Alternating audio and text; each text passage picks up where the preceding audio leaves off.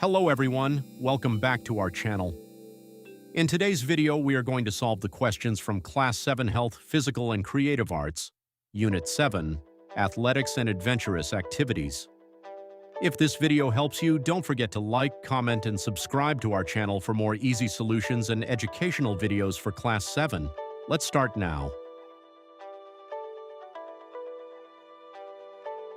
1. What is athletics? Write down with example. Athletics is the integrated form of activities like walking, running, jumping, and throwing, which are performed by creating motion in coordination with nerves and muscles. Example: running, high jump, long jump, shot put, etc. 2. What are the races under the middle distance running? The races under middle distance running includes 800 meters to 1,500 meters run. 3.